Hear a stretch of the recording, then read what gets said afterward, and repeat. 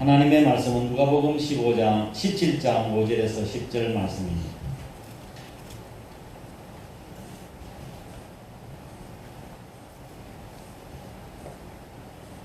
하나님의 말씀은 누가복음 17장 5절 10절 신약성경 페이지 124페이지입니다.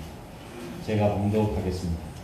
사도들이 주께 여짜오되 우리에게 믿음을 더하소서 하니 주께서 이르시되 너희에게 겨자씨 하나할 만한 믿음이 있었더라면 이 뽕나무들의 뿌리가 뽑혀 바다에 심겨라 하였을 것이요 그것이 너희에게 순종하였으리라. 너희 중 누구에게 밭을 갈거나 양을 치거나 하는 종이 있어 밭에서 돌아오면 그들로 곧 와 앉아서 먹으라 말할 자가 있느냐.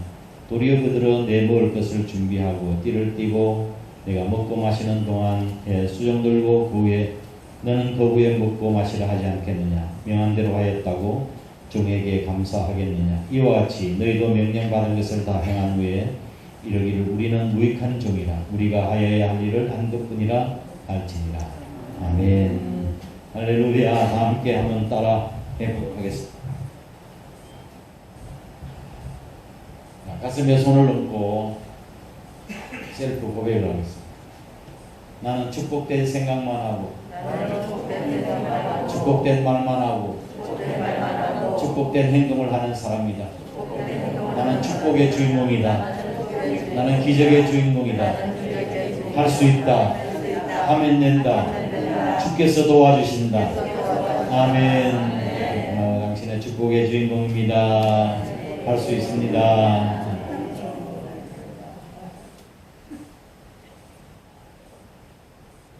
만약에 하나님께서 솔로몬에게 나타나셔서 내가 내게 무엇을 줍고 구하라고 말씀하신 것과 같이 오늘 저와 여러분에게 기도 제목이 있느냐, 뭘 구할래? 그렇게 물으신다면 뭘 요구하실 것 같아요?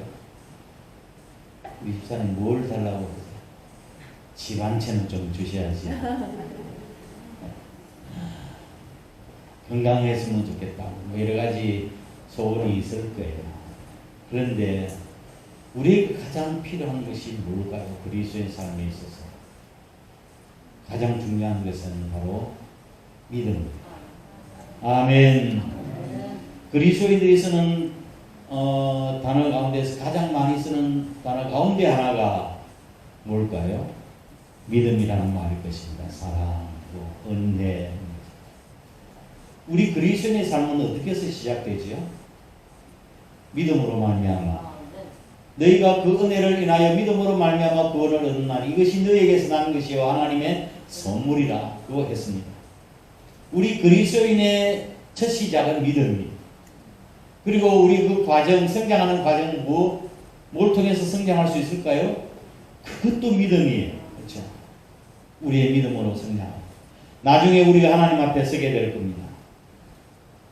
우리가 하나님의 앞에 설 수 있는 건덕지가 무엇이 있을까요? 뭐라고 내가 하나님 앞에 내놓을 수 있을까요? 직분을 내놓겠어요? 네? 다른 일한 거 내놓겠어요? 사실 하나님 앞에서는 그 너무나도 보잘것없는 것들이에요. 우리가 하나님 앞에 설 수 있는 가장 중요한 것도 바로 믿음입니다. 할렐루야.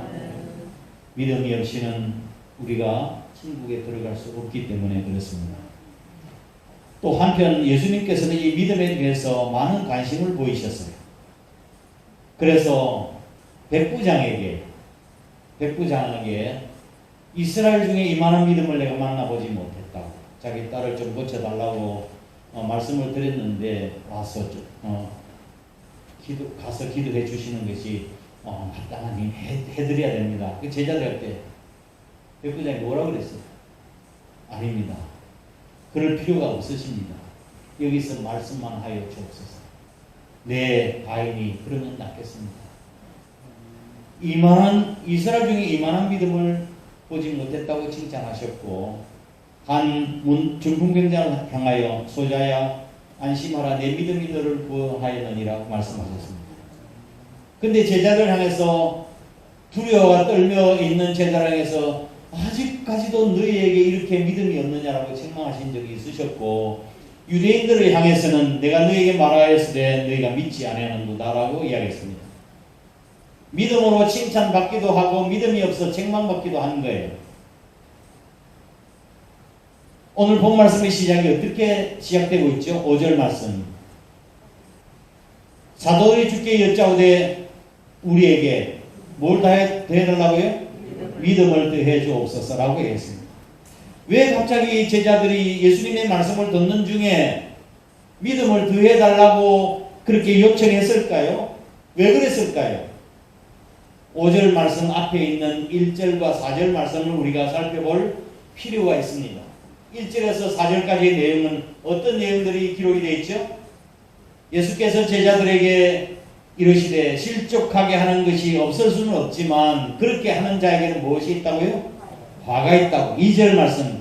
그가 작은 자 중에 하나를 실족하게 할진대 차라리 연자 맷돌이 그 목에 매어 저 바다에 던지는 것이 낫겠다고. 3절. 너희가 스스로 조심하라. 만일 내 형제가 죄를 범하고 경고하고 회개하거든 뭐하라고요? 용서해라고. 몇 번 용서해라고. 4번. 만일 하루에 7번이라도 내게 죄를 짓고 7번 내게 돌아와서 내가 잘못했다고 회개하거든 용서해 주라고 그렇게 말씀하셨습니다. 앞에 있는 내용은 내가 남에게 잘못해서 죄를 짓는 것을 이야기를 하고 있고, 두 번째 3절 4절 말씀의 내용은 다른 사람이 나한테 잘못해서 잘못했다고 용서를 빌고 회개하는 것을 이야기하고 있는 거예요. 남이 나에게 지은 죄에 대한 나의 반응. 내 자신은 남에 대해서 뭐 하지 않아야 돼? 죄를 짓지 말아야 돼. 남의 상처를 주지 말아야 돼. 그리고 다른 사람이 나에게 잘못했을 때는 어떻게 하라고요? 용서해 줘라고. 몇 번 용서해 줘라고? 7번 용서. 7번 용서해 줘라고 했으니까 8번째는 용서 안 해줘도 괜찮죠? 70번이라도 7번 용서해 줘라고. 그러면 7 곱하기 70원, 77, 490번. 그까지는 용서해 주고 491번째는 용서해 주지 말라. 그런 뜻입니다. 무한히 용서해 줘라고 하는 내용이죠. 예수님의 말씀을 보면 죄의 유혹은 없을 수는 없어요.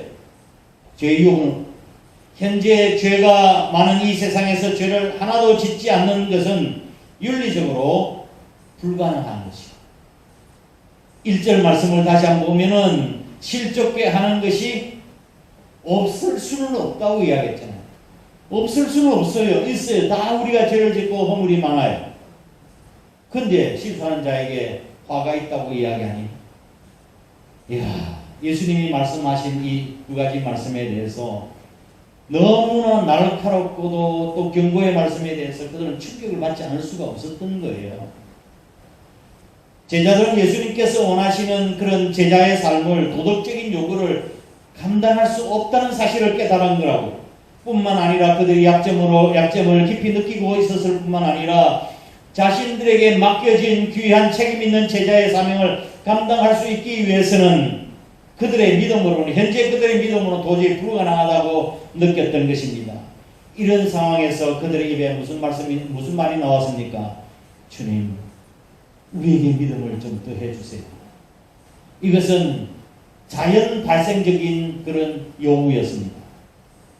주님의 말씀을 듣고 도저히 내가 그 말씀을 지킬 수 없으니 주님, 우리에게 믿음 더 해주세요라고 이야기하는 거라고요. 주님께서 오늘도 여전히 우리에게 높은 도덕적 수준을 요구하고 계십니다. 저와 여러분에게 하나님의 자녀로 사랑하는 백성으로서 높은 도덕적 수준을 요구하고 있다고요. 예수님의 산상설교 내용이 바로 다 그런 것들이에요. 사람이 내 오른 뺨을 치거든 어떻게 하라고요? 왼편 뺨을 돌려대라고 이야기를 했습니다. 사람이 나에게 오른 뺨을 때립니다. 그러면 상대방은 나에게 무슨 손으로 때린 거예요? 내가 오른편 뺨을 맞았습니다. 잘 생각해 보세요. 상대방이 나에게 무슨 손으로 나를 때린 거예요? 왼손으로 때린 거잖아요. 그죠? 왼손으로 때려야 내가 오른편에 맞으니까 마주보고 왼손으로 푹 친 거예요. 그런데 이게 오른편 뺨을 맞거든 왼편도 돌려대라고 했습니다. 왼편에 맞으려고 하면 어떻게 돼야 돼? 상대방이 무슨 손으로 나를 때려야 돼? 오른손. 오른손에 힘이 셉니까? 왼손에 힘이 셉니까? 살짝 이렇게 퉁 맞았는데 더 세도 오른손 빵 때려달라고 이야기한 거예요. 사람들이 억지로 오리를 가져가거든 어떻게 해요? 심리를 같이 가져와라. 속옷을 가지고 앉아 그것까지 가져와라. 이게 도대체 우리의 힘으로 가능한가요? 내가 남한테 한 대를 맞으면 어떻게 해요? 여기 뺨 돌려대는 사람이 없을 것 같아. 내가 아무리 봐도. 내가 한 대 맞으면 10대를 때리지. 요즘 돌아가는 모습을 보면 아니 10대가 뭡니까? 죽도 패고 한 대 더 때리지. 이게 오늘날 삶이 아닙니까? 그러니까 우리가 주님이 말씀하신 도덕적인 높은 윤리적인 수준을 우리가 지킬 수 있는 힘이 우리에게 없는 거예요. 그래서 알 수 없이 제자들이 선생님 우리에게 믿음 도저히 우리의 믿음 가지고는 그 지킬 수가 없어요 라고 이야기하는 거예요. 더군다나 오늘날은 제자들 때보다 죄짓게 한 유혹이 지금은 더 많아요. 그죠? 우리가 하나님의 말씀을 읽고 설교를 들을 때마다 저와 여러분들이 느끼는 마음의 감정이 어떤 거예요? 그냥 한 귀로 들었다 한 귀로 흘러버린 거예요? 응? 우리가 도전을 받아야 돼. 야, 저 말씀대로 나라 살아야 될 텐데 이런 도전은 적어도 받아야 되니까 알겠어요? 우리가 믿음으로 산다고 입술로 고백하고 있긴 했지만 우리에게 제일 부족한 것이 뭐예요? 믿음 아닙니까?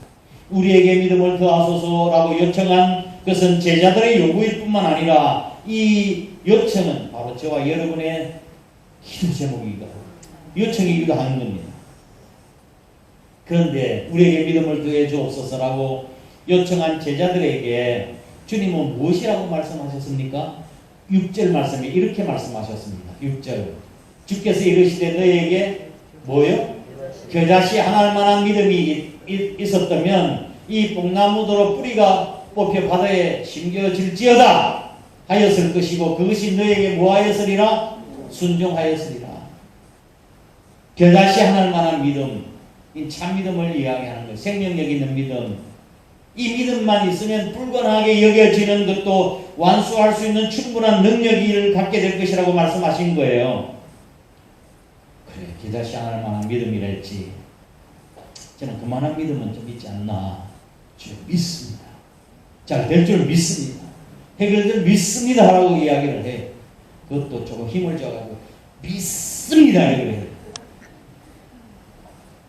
어떤 분이 집사님이 야 베드로도 예수님 물 위로 걸으신 모습을 보고 저 만약 주시거든 나를 명하여 물 위로 걸어가게 하옵소서라고 한 기사를 보고 그래 베드로로 하는데 내가 뭐 믿는 자는 능치 못함이 없다고 했잖아요. 그래서 금식 기도를 하기 시작했어요.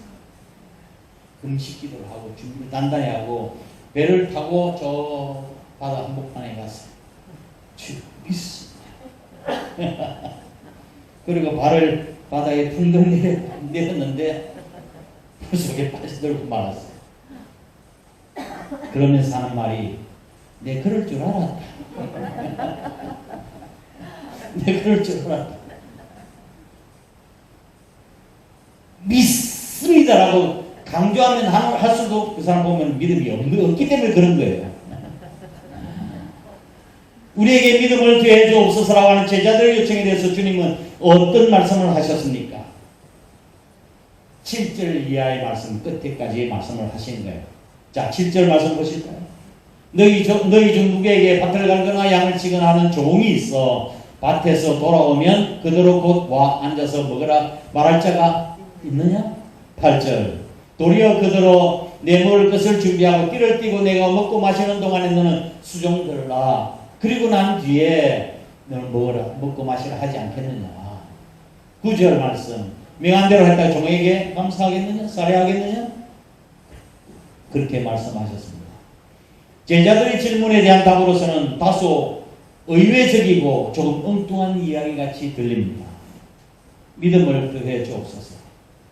보통 목사님 목사님 어떻게 하면 믿음이 자랄 수 있습니까? 라고 묻는다면, 또 믿음 생활 오래 한 분들이 처신자가 나 권사님처럼 믿음 좀 생겼으면 좋겠어요. 어떻게 하면 믿음이 자랄 수 있어요? 라고 하면 보통 어떤 대답을 합니까?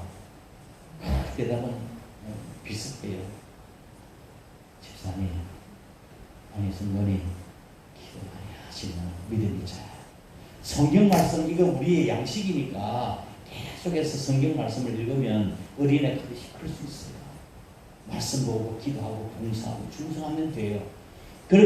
보통 그렇게 이야기를 합니다. 그런데 예수님께서 그런 말씀을 하지 아니하시고 종에 대해서 이야기한 거예요. 그러니까 우리는 방법론에 대해서 이야기하고 있지만 예수님은 그 철학에 대해서 이야기하고 계시는 거라고요. 오늘 설교 제목이 뭡니까? 방법론보다는 철학을 배우라고. 그게 오늘 설교의 제목이에요. 이렇게 하면 믿음이 자라고 저렇게 하면 믿음이 성숙해질 수 있다라고 우리는 생각을 하지만 주님이 원하시는 것은 그것이 아니에요. 철학을 배우라고.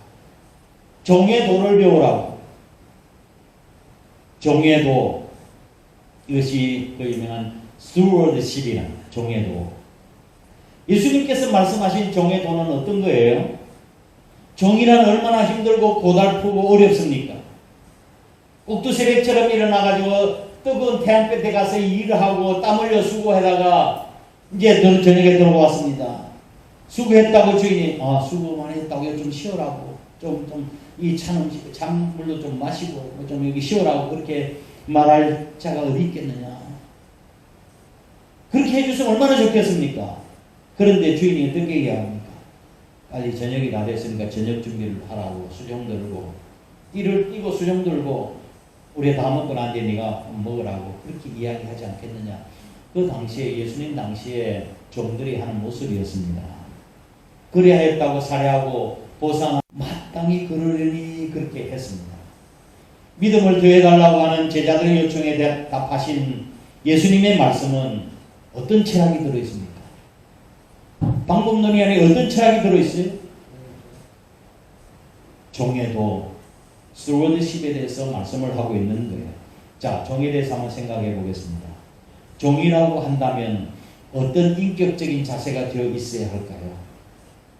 어떤 인격적인 자세가 되어 있어야 할까요? 우선 첫 번째 종은 인내해야 합니다. 끝까지 참아야 해요. 종이 얼마나 고달프고 힘든 삶을 삽니까?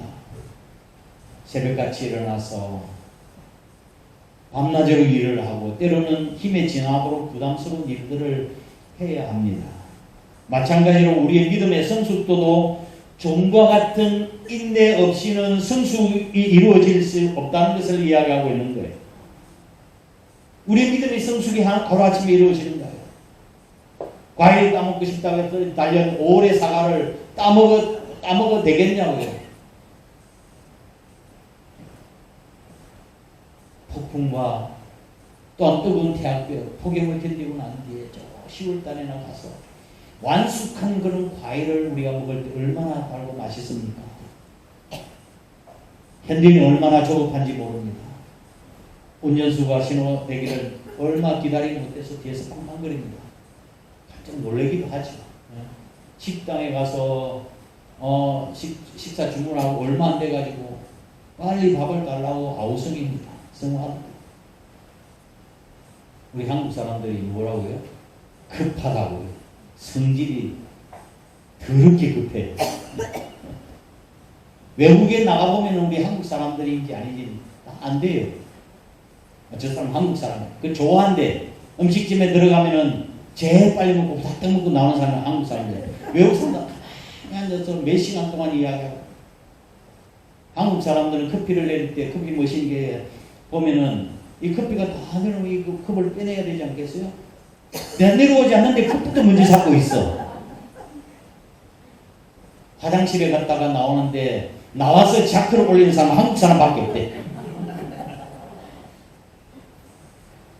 왜 이래 성질이 급한가?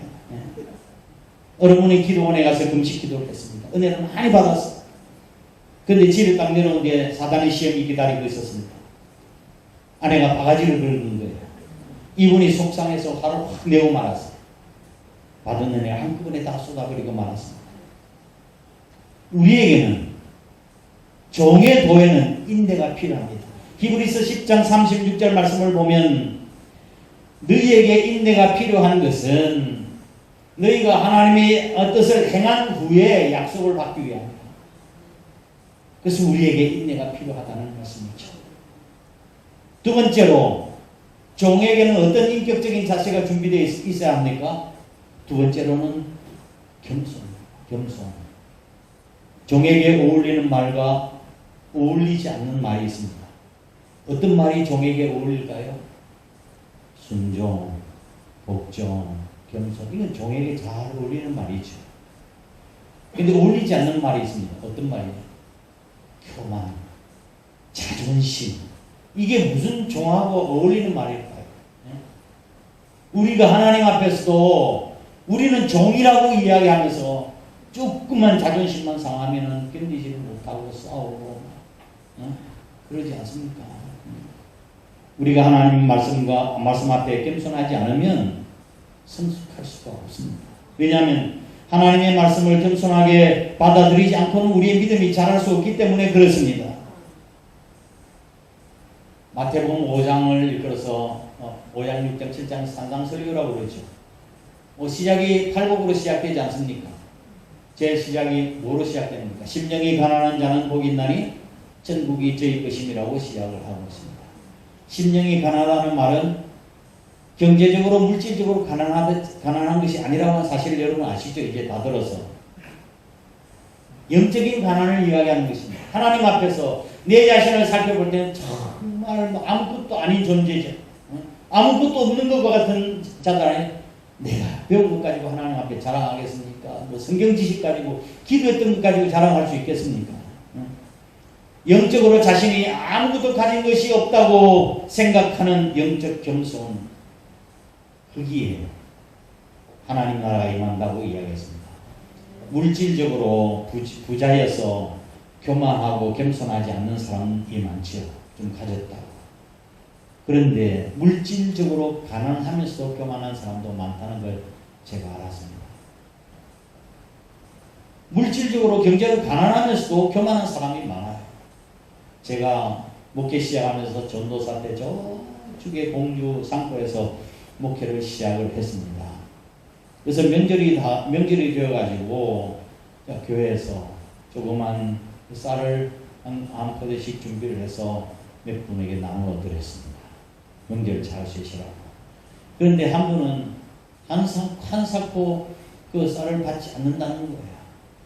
한 사코 받지 않는다는. 그래서 제가 말씀을 드렸어요. 성도님, 이거는 제가 성도님이 가난해서 드리는 것이 아니라 명절 잘 쓰시라고 교회에서 드리는 거예요. 인사차 드리는 거예요. 하세요. 그러더니 안 받는다는 거예요. 그래서 내가 이걸 내려놓고 그냥 내려왔습니다. 그 다음 주일에 와서 도로 그 쌀을 교회에다 내려놨습니다. 놓고 하시는 말씀이 자꾸 이렇게 하면 나는 교회 안 나오겠다고 하는 거예요. 이게 교회 안 나오겠다는 것이 우리 성도들이 큰 무기인 것 같아요. 조금 목사님 좀 섭섭하게 나 교회 안 나올 거예요. 그래서 거두어드렸어요. 그러면서 내가 이 일로 부자여서 교만한 사람도 있긴 있지만 가난하면서도 마음이 교만한 사람이 있구나. 그걸 깨달았어요. 사실 이분은 경제적으로 어려웠던 분이었습니다. 교회에서 쌀을 받는다고 하는 것이 자존심이 상한다고 생각하는 거예요. 남의 친절한 마음, 호의나 선의를 받아들일 수 있는 것도 겸손이라고요. 남이 호의를 베푸고선 선의를 가지고 그거 베푸는데 안 받아들이겠다고 하는 것은 이게 겸손한 자세가 아니에요. 나는 남의 도움을 절대로 받지 않을 거야 라고 말하는 사람은 남의 호의를 받아들일 수 있는 마음의 자세가 안 되어 있기 때문에 그렇습니다. 자존심이 강한 사람이죠.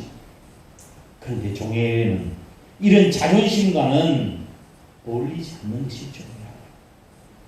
우리 믿음의 성숙이 어떻게 이루어질까요? 자존심을 내려놓아야 돼요. 세 번째로 종에 대한 또 다른 인격의 자세는 순종이에요. 순종.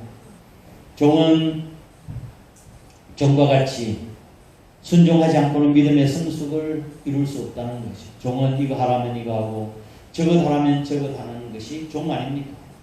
다른 말로 해서 사도들이 구한 믿음의 증가는 우리가 주님의 뜻에 순종할 때 주어지는 것입니다. 한 가지 한 가지 주님의 말씀에 순종해 나갈 때 주님께서는 우리의 길을 열어 보여 주시는 줄 믿으시기 바랍니다. 우리가 주님의 말씀에 순종함으로 인도를 받을 수 있는 좋은 예가 성경에 나타나 있는데 그것이 시편 119편 105절 말씀입니다. 주의 말씀은 내 발의 등이요 내 길의 빛이니이다. 주의 말씀은 내 발에 뭐라고요? 등이라고 이야기했습니다. 내 길의 빛이다. 내 발에 등 생각이 됩니까? 옛날 제가 어렸을 적에 시골에 갈 때 이모님과 함께 교회를 갈 때 등을 가지고 갔어요. 등을. 예. 등을 가지고 나중에 좀 뭐 마당에 호롱불을 켜놓고 난코불을 펴고 했지만 등을 가지고 가지 않습니까? 그 등은 깜깜한 곳에 내가 한 발자국 디디면 한 발자국 디딘 만큼 앞을 또 환하게 비춰줘. 내가 또 한 발자국 디디면 내가 디딘 만큼 또 한 발자국 밝히 보여주고. 그렇지 않아요. 내 발의 등이라고 하는 말씀의 내용 의미가 바로 그런 거예요. 내가 한 가지씩 주님의 말씀에 순종할 때 하나님께서는 나의 길을 열어 보여주시고 인도해 주시는 것입니다. 아멘. 그게 바로 우리가 주님의 말씀에 순종할 때 우리의 믿음이 자랄 수 있는. 우리는 큰 믿음을 달라고 주님께 매달려 기도하고 금식하며 하루아침에 이 믿음을 구하려고 하면서 작은 것에 순종하지 않는 사람들이 있습니다. 작은 것에 순종하지 않는 사람들. 큰 것 맡겨주면 순종하겠다고 하는 사람. 이러한 믿음은 잘못된 길로 가기가 쉬워요. 혹시 가정에서 그 사람이 큰 믿음을 소유했다고 합시다. 그러나 그러한 큰 믿음보다도 한 가지씩 주님의 말씀에 순종해서 얻은 그 믿음이 더 값진 믿음입니다. 또 다른 종의 인격적 자세는 헌신입니다. 헌신. 종은 자기가 섬기는 사람에게 자신을 들이대 마음을 다하여 섬깁니다. 성경에 보면은 다윗에게는 훌륭한 그런 협력자가 많았습니다. 충성스러운 일꾼이 많았습니다. 자기 목숨을 돌아보지 아니하고 주인된 다윗을 위해서 목숨까지 헌신하는 일꾼들이 많았죠. 그런데 다윗의 종 가운데서 가드 사람 이때라고 하는 사람이 있었습니다. 다윗은 그 아들 압살롬의 반란으로 인해서 왕궁에서 쫓겨나서 도피를 하고 있었습니다. 목숨을 부지하기 위해서 아들이 아버지를 죽이려고 자기 왕위를 빼앗고 죽이려고 하고 있으니까 그때 이때가 다윗 왕과 함께 했습니다. 충성스러운 이때에게 다윗은 이렇게 이때를 불러서 차근차근 설명을 해줬습니다.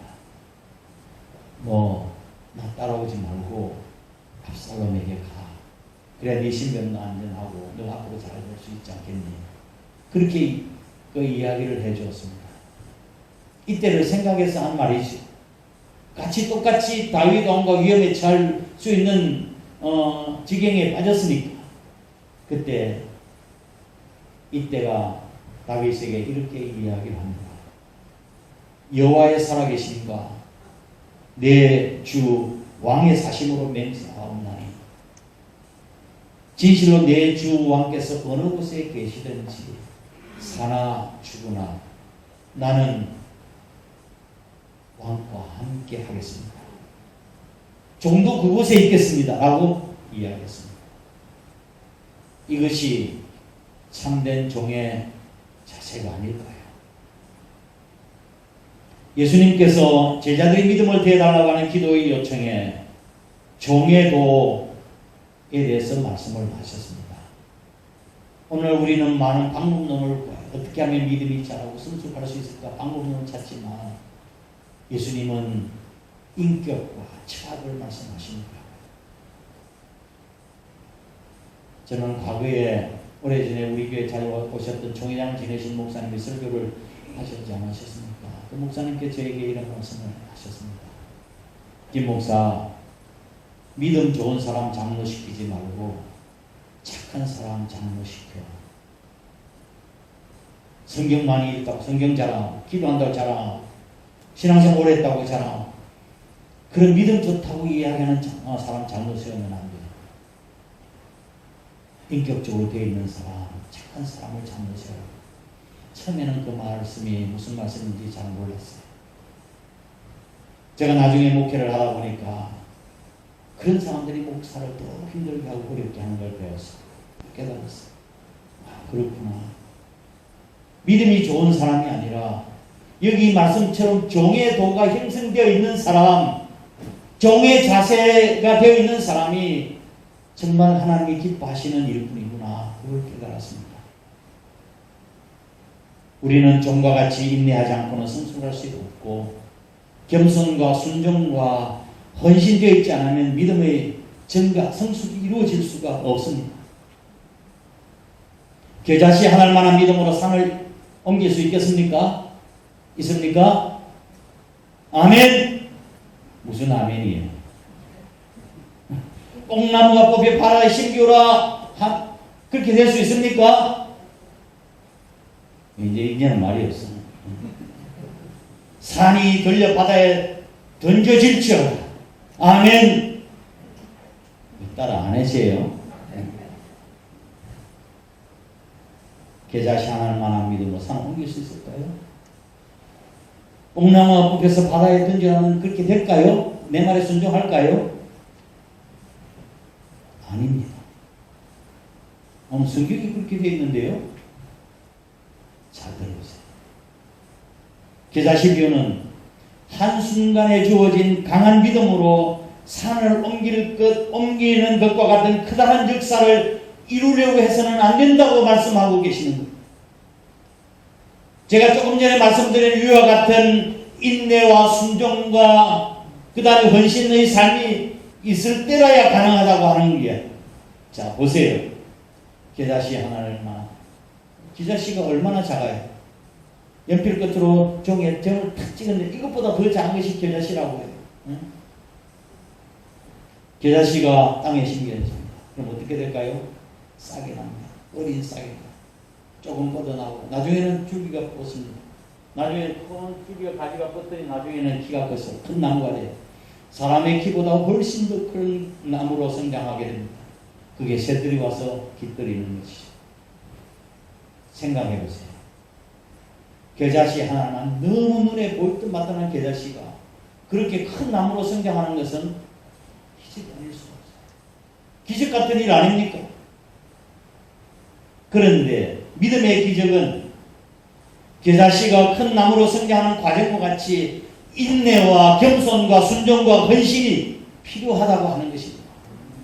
겨자씨 하나만 될 줄 믿습니다. 그렇게 돼서는 안 된다는 거예요. 종의 도를 가지지 않고는, 그 종의 철학을 가지지 않고는 우리의 믿음의 성숙가 주여 될 줄 믿습니다. 그렇게 가지고는 되는 법이 없어요. 우리의 믿음의 성숙이 필요합니까? 인내와 겸손, 하나님의 말씀을 받아들이시고 순종과 헌신의 삶을 생활하시기를 바랍니다. 방법론을 구하지 말고 인격이 그렇게 되고 철학을 배워가야 하는 거야. 그래야 우리 믿음이 성숙한 후에는 이렇게 고백하십시오. 주여, 나는 유익한 종입니다. 나는 하이야를 한 것입니다. 함께 일어나셔서 620장 찬송 드리겠습니다.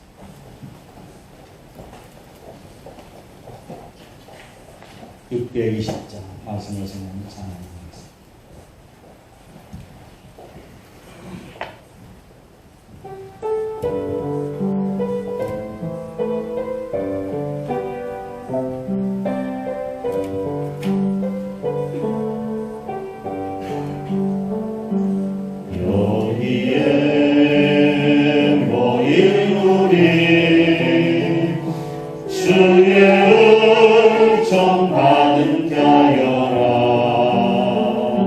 주께서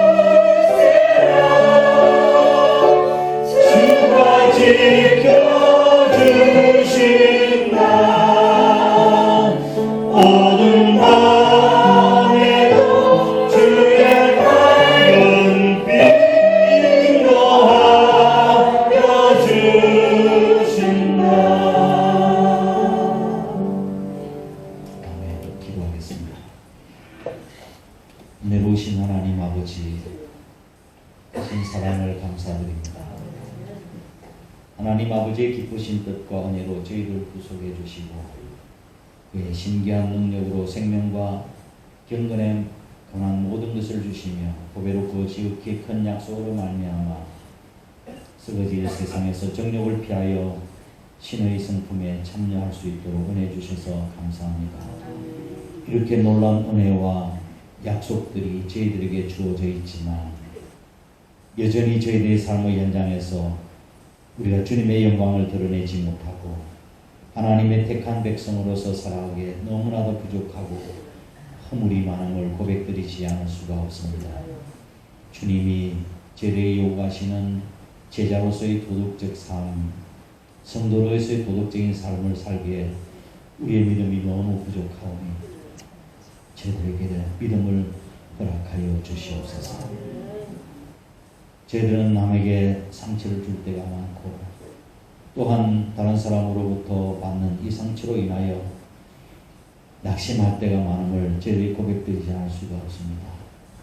그렇지만 주님이 요구하시는 그 수준의 삶을 살기에 노력하오니 주님께서 말씀하신 종의 도를 배워서 실천하게 하시고 우리의 신앙 고백이 입술에서만 그치지 아니하고 우리의 구체적인 삶 속에서 나타날 수 있도록 하나님 도와주시옵소서.